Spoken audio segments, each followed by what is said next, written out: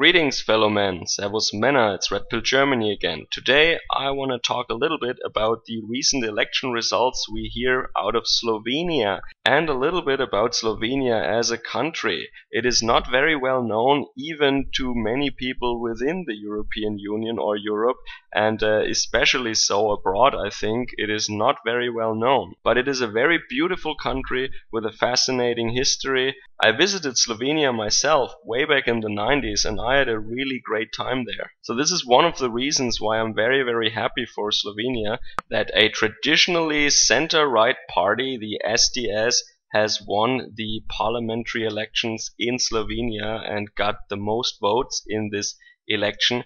And it is not a normal center-right party, I would say, anymore, because Europe is just in a different situation now. I think when the center-right parties in many Western and Central European countries basically became what the Americans would refer to as conservatives, this center-right party in Slovenia took a different turn and they adopted nationalist ideals. They are very much aware of the consequences that uncontrolled, unvetted mass migration has and will have in the future for our continent. So instead of doing what the CDU in my country, for example, did under Angela Merkel and so many other center-right or Christian democratic parties in Europe, they became much more nationalist, much more patriotic, and of course they ran on an anti-migration platform, and their goal is to preserve the Slovenian people, preserve Slovenia as a country so that their children and grandchildren will still enjoy the same peace and the same prosperity that we have today in a European nation. So of course when this party adopted these changes, local political scientists, for example, expressed their worries about these alarming turns, but especially in light of recent events, I would say that when left-wing globalist political scientists say that they're worried, it is only a sign that you're doing something right. No pun intended. So the leader of the SDS who won this impressive victory, Janez Janša, is not an unknown person at all. He was already prime minister twice, starting from 2004 and 2012.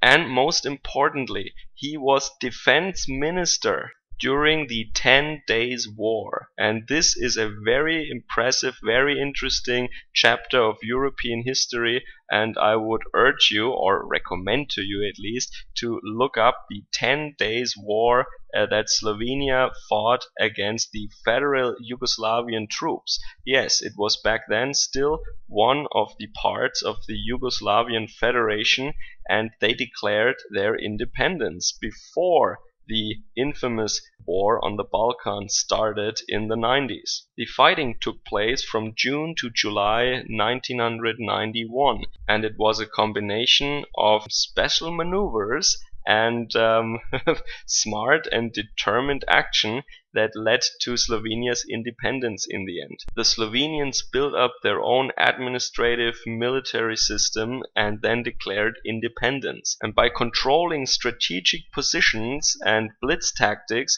also using means of asymmetric warfare, they managed to win many victories over the federal Yugoslavian troops. Of course, there was also an element of luck in there. For example, that the military command of Yugoslavia was under the impression for a long time that if they just scare small little Slovenia so much that they would cave and actually surrender, which they didn't do. Instead, they fought even harder.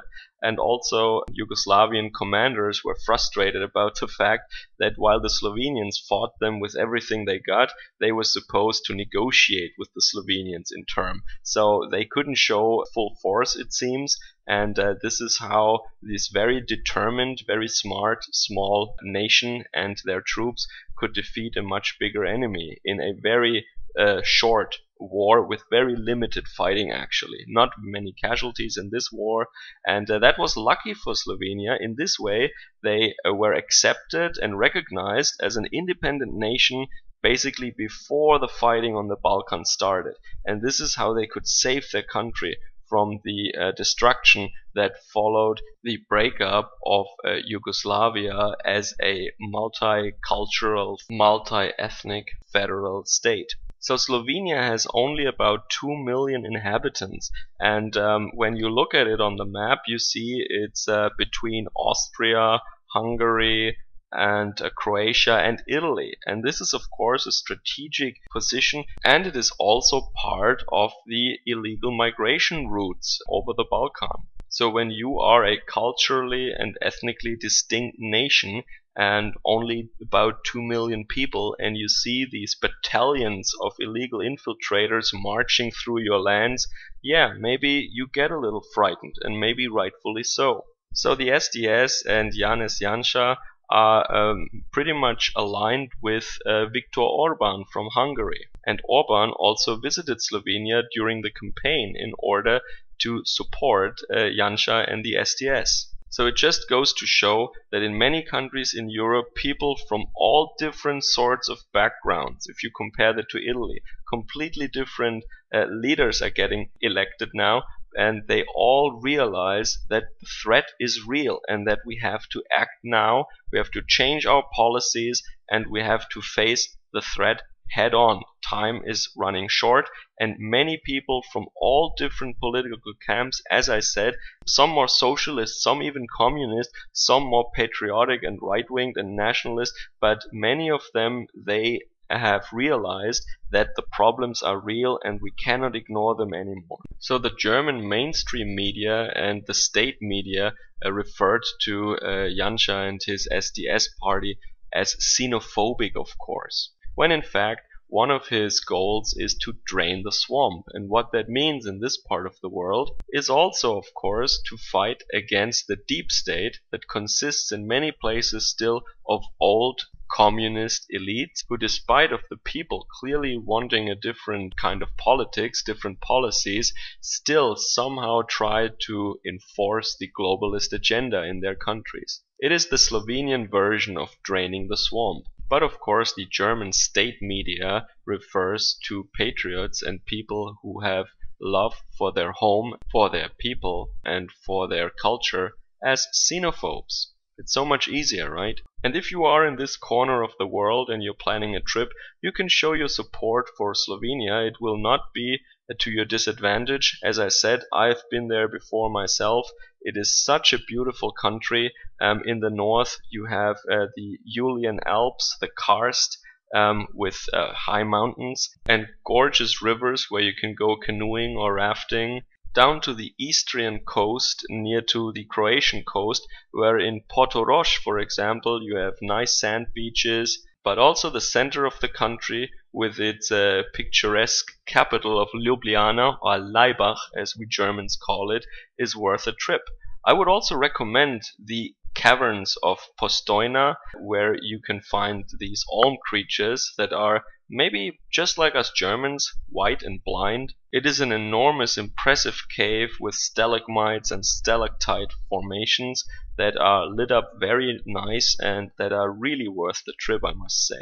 So as I said before, when you have such a beautiful country with such a rich history and such a bold history, might I add, it is really not difficult to understand why the people in Slovenia try to fight for their country and why they will never accept the plans of the European Union to actually exchange their population and resettle people from Africa and the Middle East in this beautiful and unique country. So it seems really, when you think about it, that the European Union, while they say that diversity is our strength, they actually want to destroy diversity wherever true diversity still exists. Because we all know that if the European Union could realize their goals of replacement, the very unique Slovenian culture would be gone in 100 years. So I am happy for Slovenia. I salute the Slovenian people, and this is just an election result. There are so many parties in Slovenia, and very, very difficult negotiations will start. Maybe we will even see new elections, but it is a clear signal. It is very clear that a large number of Slovenians have spoken with a clear language and that they reject these plans of the European Union and their local collaborators, their globalist puppets that they have in their country, like the Social Democrats. They said no to the grand replacement and they will fight for their country, fight for Slovenia. So I hope you can enjoy this wonderful weekend just like me, and I hope I catch you guys again later in the future. Until next time, Servus, Kameraden.